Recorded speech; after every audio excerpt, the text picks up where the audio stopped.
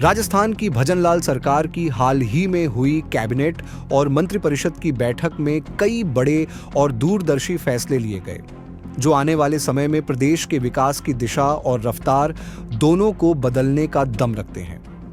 बैठक के बाद डिप्टी सीएम डॉ प्रेमचंद बैरवा, मंत्री जोगाराम पटेल और सुमित गोदारा ने प्रेस कॉन्फ्रेंस कर सब फैसलों की डिटेल में जानकारी दी। सरकार ने इस बार शहरी विकास, मेडिकल टूरिज्म, कर्मचारियों की भलाई और शिक्षा जैसे मुद्दों पर फोकस किया है, ताकि राजस्थान हर फ्रंट पर आगे बढ़ सके। सबसे पहले बात करते हैं शहरी विकास की। कैबिनेट ने टाउनशिप पॉलिसी को हरी झंडी दे दी है।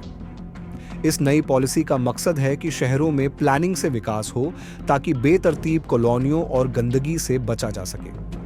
अब कॉलोनियों में 7% जगह पार्क और खेल के मैदानों के लिए, 8% जगह सुविधाओं जैसे स्कूल, अस्पताल, मंदिर आदि के लिए और 5% जगह मजदूरों और गरीबों के घरों के लिए रिजर्व रखनी पड़ेगी। इतना ही नहीं, कॉलोनी बनाने वाले बिल्डर को 5 साल तक उस कॉलोनी का मेंटेनेंस करना होगा। शहरी विकास के साथ साथ सरकार ने प्राकृतिक संसाधनों की सुरक्षा पर भी पूरा ध्यान दिया है। तालाब, बावड़ी और नदियों के चारों तरफ बफर जोन बनाए जाएंगे, ताकि पानी के ये स्रोत सुरक्षित रहें और अवैध कब्जे से बच सकें। इसके लिए एक राज्य स्तरीय निगरानी कमेटी बनाई जाएगी, जो इन नियमों का पालन करवाएगी। अब बात करते हैं मेडिकल टूरिज्म की। राजस्थान सरकार का प्लान है कि प्रदेश को एक मेडिकल टूरिज्म हब बनाया जाए। इसके लिए मल्टी स्पेशलिटी हॉस्पिटल्स को बढ़ावा दिया जाएगा और प्रवासी भारतीय एनआरआई भी इन सुविधाओं का फायदा ले सकेंगे। जयपुर स्थित Rajasthan university of health sciences RUHS को एम्स की तरह स्वायत्तशासी संस्था बनाने का फैसला लिया गया है, जिससे वहां विश्व स्तरीय मेडिकल सुविधाएं मिल सकें। इसके अलावा Rajasthan institute of cardiology RIC की गवर्निंग बॉडी का भी पुनर्गठन होगा, ताकि हार्ट से जुड़ी बीमारियों के इलाज में सुधार हो।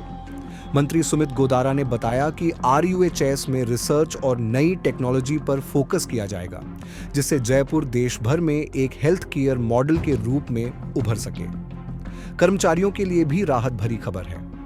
कैबिनेट ने कई सेवा नियमों में बदलाव किए हैं। शासन सचिवालय सेवा नियम 1954 में बदलाव कर वरिष्ठता और प्रमोशन के लिए जो अनुपात 13:10 था, उसे बढ़ाकर 16:10 कर दिया गया है।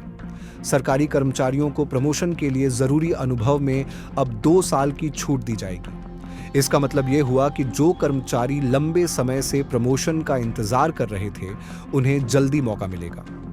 इसके अलावा विभागीय पदोन्नति समिति DPC में भी कर्मचारियों को फायदा मिलेगा। अब बात करते हैं शिक्षा क्षेत्र की।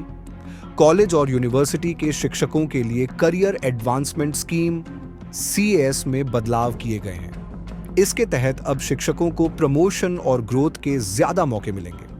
अलावा 2 सरकारी कॉलेजों के नाम भी बदले गए हैं। जोधपुर के ओसियां में स्थित राजकीय स्नातकोत्तर महाविद्यालय का नाम अब शहीद गोरखराम के नाम पर रखा जाएगा। वहीं रायसिंहनगर के गुढ़ा जोहड़ में स्थित राजकीय कन्या महाविद्यालय का नाम जंभेश्वर कन्या महाविद्यालय रखा गया है। जल संसाधन के मामले में भी कैबिनेट ने अहम फैसले लिए। मंत्री जोगाराम पटेल ने बताया कि पश्चिमी राजस्थान में अच्छी बारिश हुई है और इससे जल स्रोतों को मजबूती मिलेगी। पर्यावरण संरक्षण की दिशा में सरकार ने ग्रीन राजस्थान 2025 की नीति को मंजूरी दी है। इस नीति के तहत पेड़ लगाने, प्रदूषण कम करने और सोलर एनर्जी जैसी ग्रीन एनर्जी पर फोकस रहेगा। ऊर्जा सेक्टर में भी नया कदम उठाया गया है। कैबिनेट ने राजस्थान सिटी गैस वितरण नीति को मंजूरी दी है। इस नीति के तहत शहरों में पाइपलाइन के जरिए गैस सप्लाई को बढ़ावा दिया जाएगा। इससे न सिर्फ लोगों को कुकिंग गैस सस्ती और आसानी से मिलेगी, बल्कि गैस आधारित इकोनॉमी को भी बढ़ावा मिलेगा।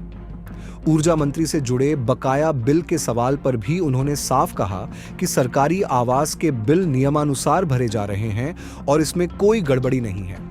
इसके अलावा राजस्थान लोक सेवा आयोग में सदस्यों की संख्या बढ़ाने का निर्णय लिया गया है। अब तक आयोग RPSSE में 7 सदस्य होते थे, जिसे बढ़ाकर 10 किया जाएगा। कुल मिलाकर देखा जाए तो भजनलाल सरकार की यह कैबिनेट बैठक विकास, जन कल्याण और पर्यावरण संरक्षण की दिशा में एक बड़ा और सकारात्मक कदम है।